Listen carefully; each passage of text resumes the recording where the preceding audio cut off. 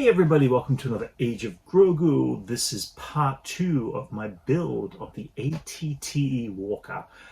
And so if you check out part 1, it shows you the inspiration behind wanting to actually build a section of this walker leg in 12-inch scale.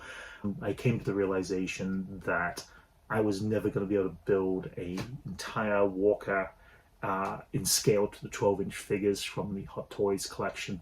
It was just going to be too big. It would be the size of a small car in my room, and I don't have that kind of space. And I did want to do this display for the Battle of Christophsis, and I decided that an actual partial leg that was damaged on the battlefield is the way I was going to go. That way I could place my troopers and kind of have them hovering over the top of it, shooting, being protected by part of the broken leg.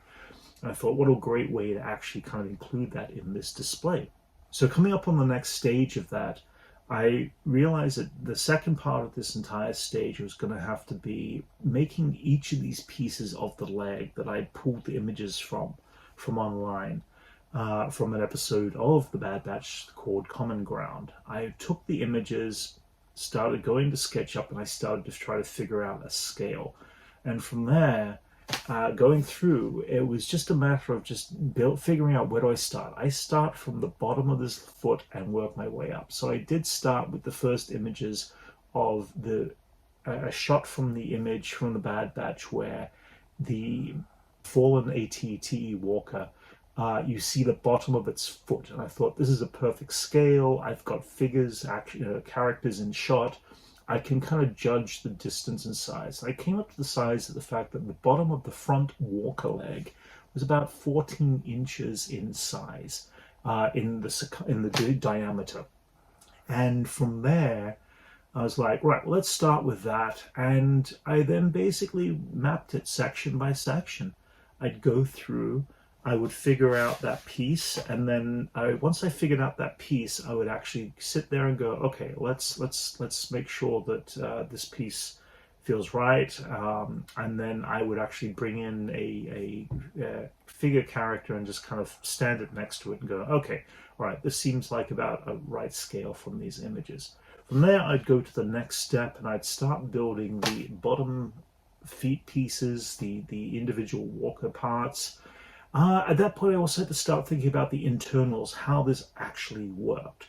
I needed to make sure I could have a little bit of movement to this. I didn't want to make a big still piece. At the same time, I also had to break up each section of this foot.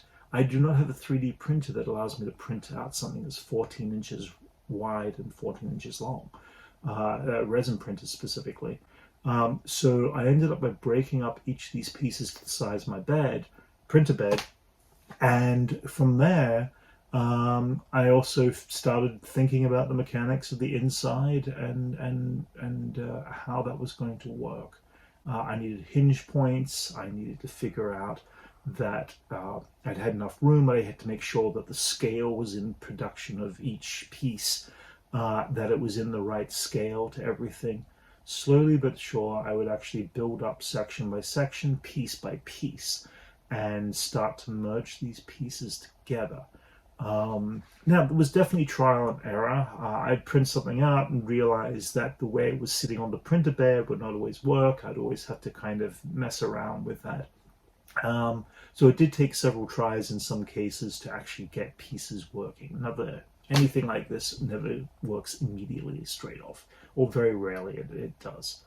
As I was building bit by bit, I started to realize that this thing, once I started to get to the upper housing and the first hinge point around the actual ankle of the walker, I started to realize that this is actually really looking cool. It's coming to scale. It is definitely working. I'd put the action figure next to the walker as I was building it bit by bit, just to make sure. I'd look at photographs again, make sure everything felt right, and it seemed like it's going in the right direction. So as I continued up the leg, I suddenly realized that I was partway through doing one of the legs that there was so many images of the ATTE Walker that I accidentally grabbed one of the images of a hinge point that was from the wrong place. There's 6 legs on these walkers, and each leg is a different form of leg on between the front, the middle, and the back legs.